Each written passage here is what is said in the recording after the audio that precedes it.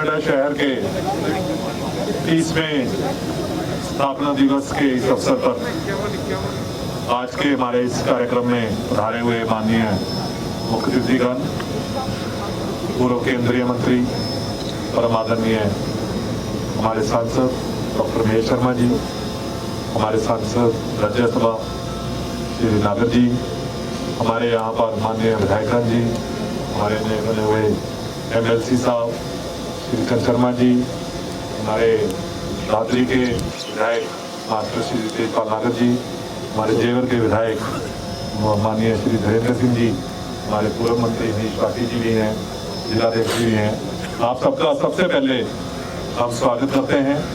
यहाँ पर उपस्थित हमारे शहर के सभी सम्मानित नागरिकगण, हमारी अथॉरिटी के पदाधिकारी, हमारे ITBP के बैंड ने बड़ी अच्छी धुनें बजाकर यहाँ बसपा को एक उत्साह का संचार किया। हमारे पुलिस के बंधु, शहर के सभी सम्मानित नागरिकगण, अन्य सभी लोगों का भी हम इस अवसर का स्वागत करते हैं। शहर के सभी नागरिकों का इस 30 वर्ष की स्थापना के अवसर पर हम उनका अभिनंदन करते हैं, उनका आभार प्रकट करते हैं। जिसमें प्रारंभ में यहाँ के किसानों का, जिन्होंने अपनी जमीन देकर इस शहर की स्थापना में सबसे बड़ा योगदान दिया, फिर यहाँ पर निवेशकों का, और यहाँ पर आकर अपना शहना बनाने वाले, अपने सपनों का घर बनाने वाले हमारे सभी सिटीजन का, और हमारे आज यहाँ पर जैसे माननीय जनप्रतिनिधि उपस्थित हुए हैं, इन सब की जो एक परिकल्पना थी इस शहर को बसाने के बारे में, यहाँ पर जो हमारे पूर्वाधिकारी रहे जिन्होंने इसकी परिकल्पना करी, एक डिजाइन करा, और जैसा माननीय सांसद जी ने कहा, एक बहुत ही फ्यूचरिस्टिक शहर के तौर पर ग्रेटर नोएडा उभर कर आया।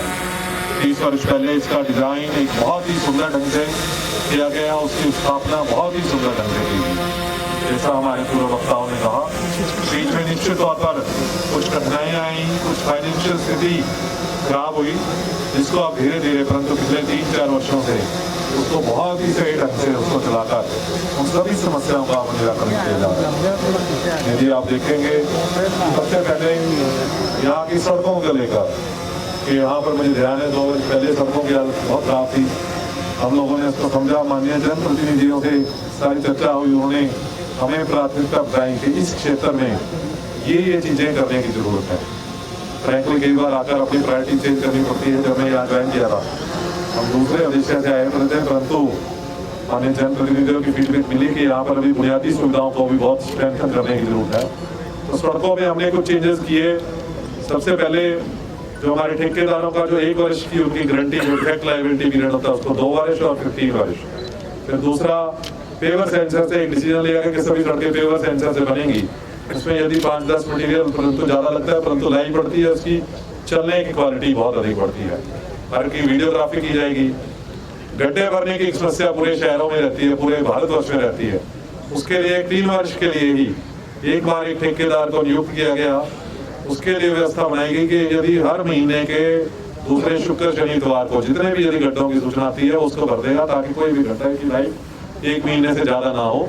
ना केवल वो किया गया, उसको पूरा ERP GIS सिस्टम पर आप ग्रेटर नोएडा की वेबसाइट जो भी उस पर हमने एक इसका जो माननीय मुख्यमंत्री जी से 5 अप्रैल में उसका उद्घाटन कराएंगे, परंतु उसका बीटा वर्जन पब्लिक के लिए खोला हुआ है। वन मैप सिंगापुर के पैटर्न पर वन मैप ग्रेटर नोएडा जो है लगभग 80% तैयार है, उसमें 20% डाटा और भरा जा रहा है। उसमें यदि आप देखेंगे, जो भी गड्ढा भरा जा रहा है, उस गड्ढे का एक्चुअल डायमेंशन वहां पर खड़े होकर उसके GPS कोऑर्डिनेटर लेकर उस वेबसाइट पर जाता है, जिससे यहाँ पर जिसे कहते हैं आर्टिफिशियल इंटेलिजेंस के माध्यम से, अन्य तरीकों से 1-2 साल बाद ये पता लगेगा कि कौन सी सड़क किस ठेकेदार ने बनाई थी, किसमें सबसे ज्यादा गड्ढे बने, उसकी क्वालिटी कैसी है। उनको जो एक नंबर दिए जाएंगे 5, 4, 3, 2, 1, उससे ये सिस्टम अपने आप सुधार होगा। सभी कॉन्ट्रैक्टर से हमारी वार्ता हुई। यहाँ पर एक ही कॉन्ट्रैक्टर जिसने 10 करोड़ की सड़क बनाई है या 5 करोड़ की सड़क बनाई है, उसको हर बार अपना क्वालिफिकेशन देना पड़ता था। मैंने एक फाइल में देखा कि एक ठेकेदार इस सड़क में 5 करोड़ की सड़क में क्वालिफाइड है, दूसरी फाइल में उसी दिन सेम डे वो डिस्क्वालिफाइड है। उस सिस्टम को ठीक करने के लिए उनको एक 3 साल के लिए, आज एक तरह से उनको एक सर्टिफिकेट दे दिया गया कि 3 साल के लिए इन्होंने जो भी सड़क बनाई है, 7 करोड़ की बनाई है, तो 7 करोड़ तक की सड़कों को वो सर्टिफिकेट यदि अपलोड कर देते हैं तो उनको और कोई शर्तों का पालन नहीं करना। परंतु उसके बावजूद यदि कोई नया कॉन्ट्रैक्टर भी उसमें बिल डालना चाहता है, उसको वही शर्तों का तो हमने अपने उस पूरे सिस्टम को सुधारा। सड़कों के बाद सीवरेज का एक जब हम ज्वाइन किए 6 महीने बाद, आप लोगों की फीडबैक से पता चला कि सीवरेज का बहुत ही अजीब सिस्टम है। यहाँ पे हर सेक्टर अपने आप में एक सेप्टिक टैंक की तरह था। उसके लिए रोबोट वगैरह लाए गए, IIT रुड़की की सहायता से सारा सिस्टम स्टडी किया गया। और आज मुझे ये कहते हुए बड़ी खुशी है कि जो 30 वर्षों में जो हमारा कासना में जो हमारा जो STP प्लांट है उस पर 30 MLD का फ्लो पहुंचा था, आज वो बढ़कर 60 MLD का फ्लो लगभग जो है पिछले 1-1.5 वर्ष में हो गया है।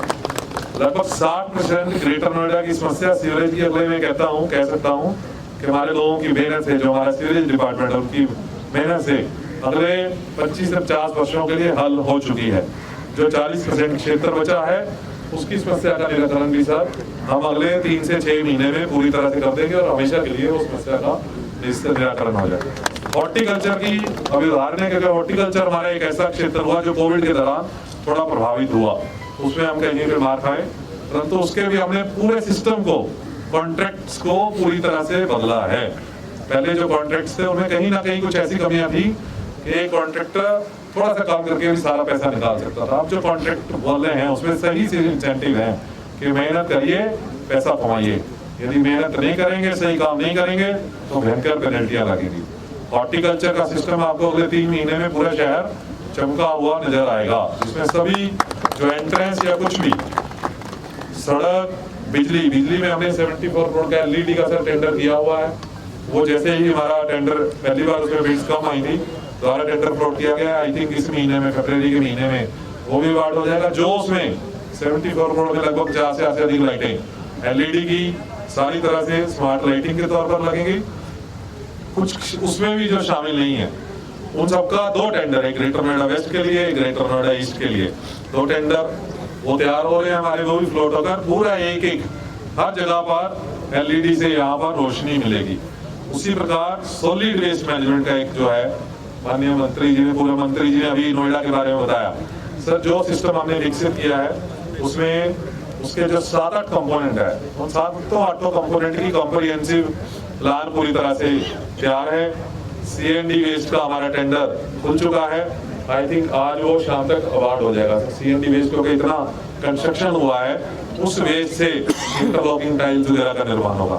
रेमिडिएशन जो पिछले सालों का कूड़ा जो हमने लखनऊ में रखा गया है, उस सारे कूड़े का रेमिडिएशन बहुत जरूरी है, उसका टेंडर हमारा फ्लोटेड है। असली जो यहाँ पर जो गैप था, बहुत सारे इंडस्ट्रियल सेक्टर में हमारे जो टेंडर थे वो कवर नहीं करते थे। हमारे 124 गांव हैं, 124 गांव में विधायक जी, दोनों विधायक जी हमें कई बार याद दिलाते रहते हैं, कई गांव हमारे उसमें कवर नहीं थे। सर बहुत कॉम्प्रिहेंसिव टेंडर उसका तैयार हो गया है, वो किसी भी दिन फ्लोट हो जाएगा। सभी 124 गांव में शहर की तरह उनकी सफाई होगी, पूरा GPS के माध्यम से एक चीज उनकी नियंत्रण की जाएगी। सॉलिड वेस्ट मैनेजमेंट के साथ मैं आपको ये कह सकता हूँ कि जो ग्रेटर नोएडा का जो सिस्टम 2021 में इम्प्लीमेंट होगा, इसको कम से कम अगले कई वर्षों में बहुत सारे शहर, इंडिया के, भारतवर्ष के बहुत सारे शहर इस सिस्टम को इम्प्लीमेंट करेंगे। ये शहर अगले 3 महीने में पूरी तरह से धरातल पर लागू हो जाएगा। इस तरह से जो बुनियादी सुविधाएं हैं उनमें सभी प्रकार की सिस्टम को लागू किया गया। बुनियादी सुविधाओं के बाद जो यहाँ पर सिटीजन्स, जो यहाँ पर अलॉटीज, जो हमारे फिर किसान, उनको जो भी सरकारी सिस्टम से जो उनके काम होते हैं, उनके लिए बहुत जरूरी है कि उस सिस्टम को विकसित किया जाए। आज ERP, GIS हमारे दोनों सिस्टम लगभग तैयारियों के आखिरी चरण में है। अगले 1 या 2 महीने में हम उनको पूरी तरह से लागू कर देंगे। GIS का मैंने कहा, वन मैप्स ग्रेटर नोएडा के नाम से हमारी वेबसाइट पर उसका बीटा वर्जन है, आप जाकर उसको देखें। अपना घर, अपना प्लॉट, उस पर उसका साइज, आपको कब अलॉट हुआ, हमें अभी पब्लिक के लिए उसको खोलना हुआ, उसको आप देख सकते हैं। उसमें एक प्लॉट के बारे में, आपके एक सीवर का मेन होल, एक आपका स्ट्रीट लाइट का खंभा, एक पेड़, एक सड़क, हर चीज उसमें चिन्हित है और वहीं से उसकी मॉनिटरिंग होगी। आज यदि हमारे उस पर जो हमारे मैकेनिकल स्वीपिंग के 4 ट्रक चलते हैं, उनको वो सफाई तब अच्छी करते हैं यदि वो 10 से 15 किलोमीटर की स्पीड से चले, उससे अधिक स्पीड पर ना चले। जब वो ट्रक चल रहा होता है, उसका लाइव लोकेशन उसी GIS पर आ रहा होता है, चारों ट्रकों का, और आप पिछले किसी भी दिन का आप उस सिस्टम से देख सकते हैं कि वो क्या उसने कहीं सिस्टम में ट्रक को दौड़ाया तो नहीं, आप उसके ऊपर पेनल्टी लगा सकते हैं। हमारे जो सिस्टम बन रहे हैं उसमें सभी बिलों का भुगतान अपने आप कंप्यूटर जनरेट करेगा। जैसे स्ट्रीट लाइट का जो नया सिस्टम है, जब ये एलईडी लगेगी 54,000 लाइटें लगेंगी, उसमें यदि स्ट्रीट लाइट खराब होगी, जो हमारा मित्र ऐप नया बन रहा है, उसके नीचे आप खड़े होकर मित्र ऐप खोल दीजिए, वो अपने आप बताएगा कि ये वाला स्ट्रीट लाइट नंबर 555 है, जो भी उसका नंबर होगा, और उसमें यदि खराब होगा उसकी फोटो खींच के आप उसमें डाल दीजिए। ठेकेदार की जिम्मेदारी होगी कि उस स्ट्रीट लाइट को 24 घंटे में ठीक करे और उसमें वापस फोटो डाले। 24 घंटे में यदि नहीं डालता है, कंप्यूटर अपने आप उसके पेमेंट की कटौती करेगा। यदि वो 72 घंटे बाद फोटो डालता है, और जैसे ही वो फोटो डालेगा कि ये मैंने ठीक कर दिया, आपके पास एक SMS आएगा, आपको उसमें 1 से 5 नंबर देने होंगे। यदि आपने 4 या 5 नंबर दिए तो ठेकेदार का भुगतान पूरी तरह से हो जाएगा।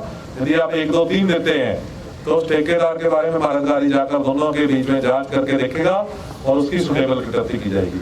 तकरीबन सारे सिस्टम जो नई टेक्नोलॉजी है उसके हिसाब से यहाँ पर बन रहे हैं, जिसका आपको रिजल्ट बहुत जल्दी वर्ष 2021, क्योंकि वर्ष 2020 थोड़ा हम डिले वर्ष 2020 के कारण हुए।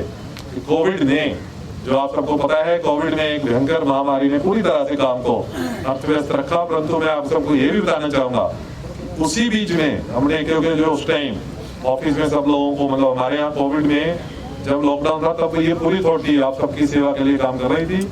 उसी दौरान ये सिस्टम पूरी तरह से विकसित करने का प्रयास किया गया कि उसी का एक तरह से कोविड जैसे चैलेंज को अपॉर्चुनिटी में बदलने। ERP GIS से काफी चीजें, जैसे आज आप बैंक मैनेजर का काम खुद कर सकते हैं, ERP से अथॉरिटी से रिलेटेड कई काम आप खुद घर बैठे हुए कर पाएंगे। एक तरह से अथॉरिटी के CEO की पावरें एक नागरिक को मिलेगी कि आपने एक बटन दिखाया कि आपको नो ड्यूज, तो डिजिटली साइंड नो ड्यूज मिल जाएगा। इस प्रकार के, जैसा अभी हमें सभी माननीय जन प्रतिनिधियों ने जो हमारे को फीडबैक दिया, उसको हम सिस्टम को इसमें समावेश करते हुए, ये निश्चित तौर पर ये मैं कहूँगा एक शुरुआत है। ये नहीं है कि सब कुछ हो गया, ये केवल एक शुरुआत है। अभी हमारे माननीय सभी जनप्रतिनिधियों ने, माननीय हमारे दोनों सांसद जी ने, माननीय MLC साहब ने, माननीय दोनों विधायक जी ने बहुत सारे हमें फीडबैक दिए हैं।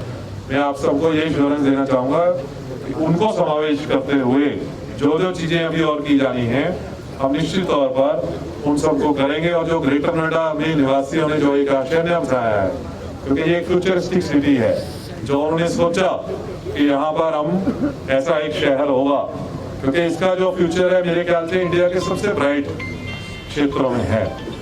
क्योंकि यही केवल ऐसा क्षेत्र है पूरे भारतवर्ष में जो 3 एयरपोर्टों से स्थापित होने जा रहे हैं। सबसे बड़ा एयरपोर्ट सर ने तो है, जो उस टाइम भारत सरकार से उसके लिए कितने प्रयास किए, आप सभी जनप्रतिनिधियों के सहयोग से वो बड़ा एयरपोर्ट। अभी उसकी जमीन खरीदने में माननीय विधायक जी ने जिस तरह से जमीन जिस तरह से दिलाई, उसके बाद MMLH MMTH के प्रोजेक्ट दोनों माननीय प्रधानमंत्री जी ने अभी 30 दिसंबर को नामर्ज की पूर्व संध्या पर, उसमें लगभग 4,000 + 3,000 + 12,000 लगभग 20,000 करोड़ का निवेश अगले 7 से 8 वर्षों में होगा और 1 लाख से ज्यादा रोजगार का सृजन होगा। इस प्रकार से बड़े बड़े प्रोजेक्ट, कल हम सर उसमें 26 जनवरी के अवसर पर बोल रहे थे कि ऐसा सौभाग्य बहुत कम शहरों को मिलता है। मैं जब ड्यूक में पढ़ रहा था कि बहुत सारे ऐसे शहर होते हैं जो अपने शहर वासियों के लिए होते हैं, कुछ शहर ऐसे होते हैं जो पूरे मतलब राज्य के लिए उसके विकास का जो ड्राइवर ऑफ ग्रोथ जिसे कहा जाता है बनते हैं, और कुछ ही शहर ऐसे होते हैं किसी भी देश में जो पूरे देश के विकास का ड्राइवर ऑफ ग्रोथ बनते हैं। और ग्रेटर नोएडा में वो क्षमता है। आप सबने ऐसा शहर यहाँ पर बसाया है, और उसमें अधिकारियों के नाते इस अथॉरिटी का जो भी जिम्मेदारी होगी, जो भी इस शहर के निवासियों की आकांक्षा होगी, जो भी हमारे जनप्रतिनिधि हमको बताएंगे, मैं पूरी अथॉरिटी की तरफ से उन सबको ये आश्वस्त करना चाहूंगा कि आज ये अथॉरिटी 30 वर्ष के जो एक जवानी की दहलीज पर पहुंच रही है, ये बहुत ही मजबूत, पूरे भारतवर्ष में सबसे मजबूत शहर, पूरे भारतवर्ष का सबसे अग्रणी शहर होगा। धन्यवाद। जय हिंद, जय भारत।